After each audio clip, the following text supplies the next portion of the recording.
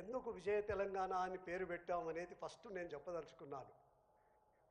తెలంగాణ ప్రజలకు ఏది ఫ్రీగా రాలేదు, ఇమీడియట్గా రాలేదు.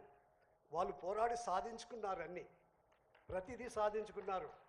ఆ విధంగా ప్రతి దాంట్లో విజయం సాధించినారు కనుక విజయ తెలంగాణ అని పెట్టారని చెప్పి కూడా ఈ సందర్భంలో తెలియజేసుకుంటూ, అన్నిట్లో కూడా ఇంక్లూడింగ్ రాష్ట్ర సాధీన నుంచి మొదలుకొని ఎన్ని తమ హక్కులకు కోసం ఎంతో పోరాడినటువంటి ఒక గడ్డ, ఈ గడ్డ పోరాట గడ్డ, విజయం సాధించినటువంటి గడ్డ కనుక నాకు ఒకటే బాధ అనిపిస్తుంది ఏంటంటే, చాలామంది ఈ యొక్క ప్రాంతంలో నివసించేటువంటి ఒక ప్రజలను నైజాములు వీళ్ళకేం తెలుసు వీళ్ళకేం తెలియదు అన్నట్టుగా కొంతమంది మాట్లాడుతూ ఉంటారు. ఆజంజాయిలు పాలించింది ఓన్లీ 200 ఇయర్సే, కానీ చాలా పెద్ద చరిత్ర ఉంది ఈ యొక్క ప్రాంతానికి.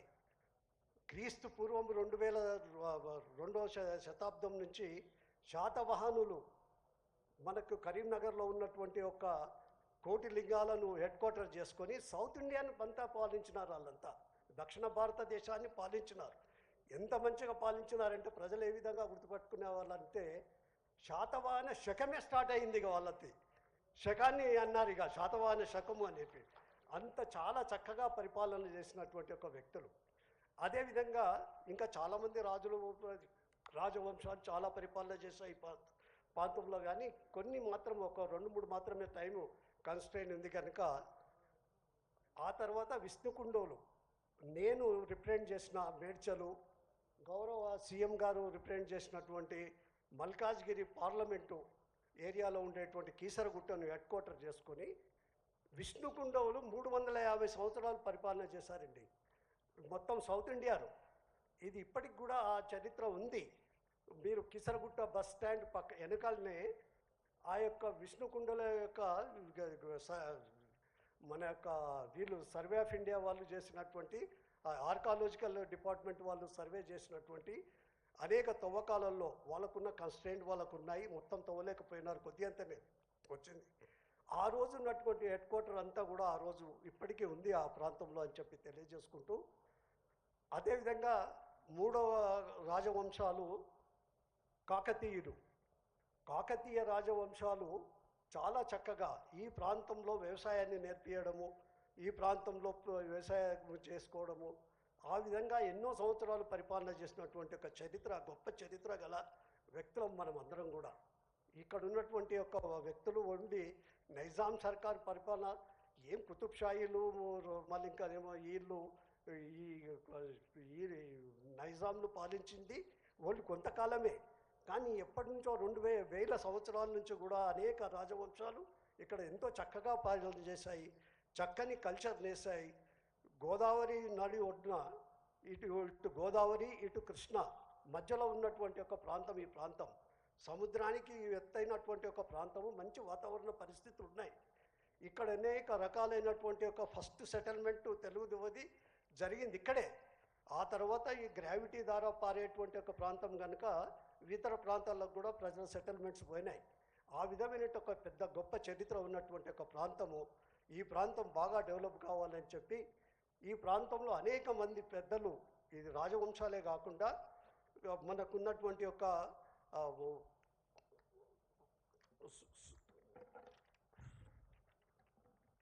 కవులు, కళాకారులు చూసామైనటువంటి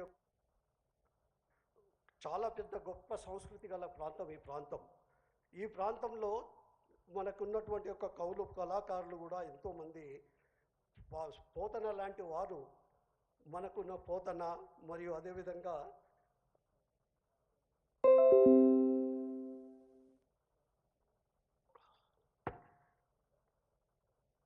సోమనాథుడు, అదేవిధంగా మనకున్నటువంటి ఒక పెద్ద రచయిత మనకున్న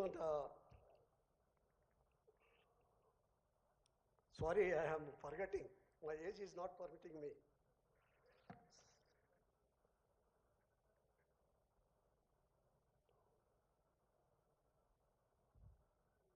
దాశరథి గారు, కాళోజీ గారు, అదేవిధంగా రీసెంట్లీ మనకు చూస్తుంటే మనకు ఉన్నటువంటి ఒక పెద్దలు సుద్దాల హనుమంతు ఆ రోజులలో తెలంగాణ సాయుధ పోరాటం, నేను సాయుధ పోరాటం అంటే ఒకటి జ్ఞప్తికి వచ్చింది, నేను చెప్పాలి ఇక్కడ.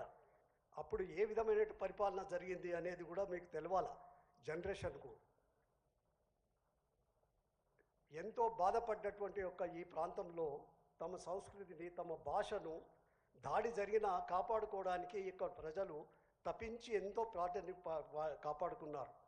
అదేవిధంగా నేను ఒక ఎగ్జాంపుల్ చెప్తున్నాను. మా నాయన ఆ రోజు చిల్లర పైసలు అంతా ఇంత కుప్ప పెట్టుకొని, అప్పుడంతా చారానాలు, ఆటానాలు ఆ బిల్లలు ఉండేటివి, 10 చేసుకొని ఎంచుకుంటారు అనమాట. కొంత నేను చిన్న పిల్లవాడిని, నాకు కొద్దిగా జ్ఞప్తికి ఉంది, ఎక్కువ లేదు ఇక. అయితే అతనికి సాయం చేయాలని చెప్పి అక్కడ కూర్చొని నేను అన్ని కుప్పలు పెడుతున్నా. పెట్టేటప్పుడు ఆయనను ఒకటి అడిగా, మనకెందుకు ఇన్ని పైసలు ఉన్నాయి కదా నీ దగ్గర, భూమి కొనుక్కోవచ్చు కదా, భూమి ఎందుకు లేదు మనకు అని చెప్పి అడిగితే ఆయన నాకు చెప్పాడు ఒకటి. ఆ రోజు మనకు నేను చూశాను, నేను కళ్ళారా, నువ్వు పుట్టలేదురా అప్పటికే నేను చూశాను, బండలు పెట్టి, ఈపుల మీద బండలు పెట్టి రైతాంగం దగ్గర పైసలు వసూలు చేసేవాళ్ళట.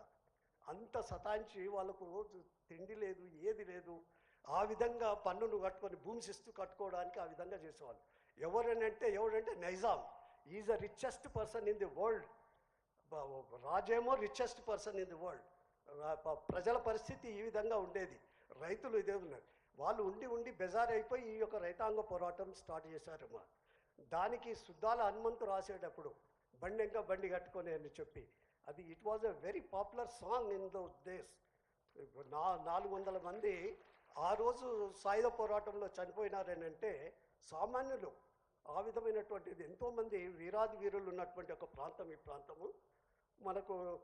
మనకున్నటువంటి ఇటు కొమరం భీం కానివ్వండి, ఇటు మన ఈ పెద్దలు, ఎంతోమంది పెద్దలు ఉన్నారు ఇక్కడ. వారందరూ కూడా మన సర్వాయి పాపన్న, అదేవిధంగా గౌరవ చాకలి ఐలమ్మ, మన ఈ దొడ్డి కొమరయ్య, ఇలాంటి వ్యక్తులు ఎంతోమందిని మనం చూసాం. వారందరూ కూడా ఎన్ని పోరాటాలు చేసి ఫైనల్గా విజయం సాధించుకున్నారు. ఆ విధమైనటువంటి కార్యక్రమాలు ఇదంతా కూడా జరిగింది. అదేవిధంగా ఈ చరిత్ర అనేది ప్రతి ఒక్కరికి, your root is very important. Roots తెలవాలి మీకు అందరికీ కూడా. గౌరవ ముఖ్యమంత్రి గారు ఇక్కడే ఉన్నారు, నేను వాళ్ళు రిక్వెస్ట్ చేస్తున్నాను, హైదరాబాద్లో ఎక్కడైనా సరే, నాకైతే మీరు ఆలోచన చేయండి, ఒక లండన్ తరహాలో అక్కడెక్కడైతే మ్యూజియం ఉందో ఆ విధంగా ఒక మంచి మ్యూజియం ఏర్పాటు చేసినట్టయితే బాగుంటుంది. మీరు ఆలోచన చేయాలని చెప్పి తెలియజేసుకుంటూ, ముఖ్యంగా ఇప్పుడు మనకు హైదరాబాద్ నగరానికి హుస్సేన్ సాగరు ఒక వరం లాంటిది. హైదరాబాద్ నట్టి ఒడ్డున ఉన్నటువంటి హుస్సేన్ సాగర్, ఆ ప్రాంతంలో మనకి ఖజానా పైన పెద్ద భారం పడకుండా ఆ ప్రాంతంలో ఒక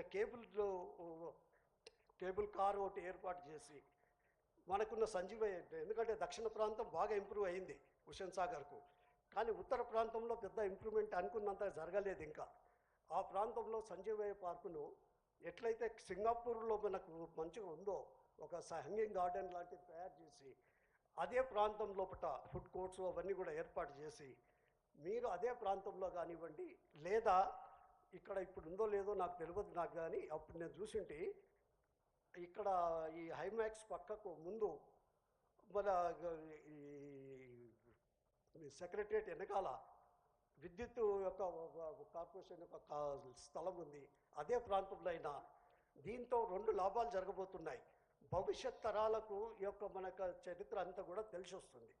అదేవిధంగా టూరిజం పాయింట్ ఆఫ్ వ్యూ, ఈ దేశ విదేశాల నుంచి కూడా చాలామంది టూరిస్టులు వస్తారు. దాంతో గవర్నమెంట్ యొక్క ఇన్కమ్ కూడా చాలా పెరుగుతుంది. నేను వారిని రిక్వెస్ట్ చేసేది, మొత్తం ఒకటి మంచి కట్టియండి, మొత్తం చరిత్ర అంతా కూడా అందులో కూడా ఎగ్జిబిట్ చేయండి.